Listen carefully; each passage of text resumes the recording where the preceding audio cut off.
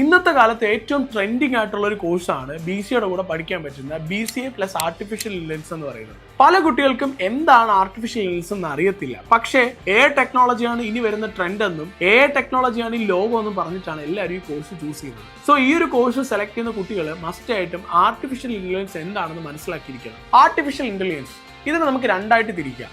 Artificial intelligence എന്നും machine learning എന്നും. Intelligence എന്ന വാക്കിന്റെ അർത്ഥം നിങ്ങൾക്ക് അറിയാം എന്താണ്? സ്വന്തം ബുദ്ധി കൊണ്ട് ഒരു കാര്യം ചെയ്യുന്നതിനാണ് നമ്മൾ ഇന്റലിജൻസ് എന്ന് പറയുന്നത്. അപ്പൊ എങ്ങനെയാണ് ഈ സ്വന്തം ബുദ്ധി കൊണ്ട് ഡിസിഷൻസ് എടുക്കുന്നതും സ്വന്തം ബുദ്ധി കൊണ്ട് ഒരു മെഷീൻ കാര്യങ്ങൾ ചെയ്യുന്നതും?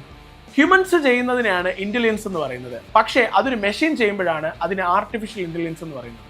രണ്ടാമത്തത് മെഷീൻ ലേണിംഗ്. എങ്ങനെയാണ് ഈ മെഷീൻ ഇന്റലിജൻസ് കാണിച്ചത്? അവിടെയാണ് മെഷീൻ ലേണിംഗിന്റെ റോൾ. മെഷീൻ ലേണിംഗ് എന്ന് പറയുന്നത് ഒരു മെഷീന് ഡിസിഷൻ എടുക്കാൻ വേണ്ട നോളജ്, അല്ലെങ്കിൽ നമുക്കതിന് ബിഗ് ഡേറ്റ, മെഷീൻസിന്റെ ലാംഗ്വേജിൽ പറഞ്ഞാൽ ബിഗ് ഡേറ്റ. ഈ ഒരു ബിഗ് ഡേറ്റ മെഷീൻസിന് കൊടുത്തതിന് ശേഷം മെഷീൻസ് അതിനെ ഡീപ്പ് ലേണിംഗ് ചെയ്ത് അതിൽ നിന്നും കാര്യങ്ങൾ മനസ്സിലാക്കിയതിന് ശേഷം മാത്രമാണ് ഇന്റലിജൻസ് കാണിക്കുന്നത്. അതിനെയാണ് artificial intelligence and machine learning എന്ന് പറയുന്നത്.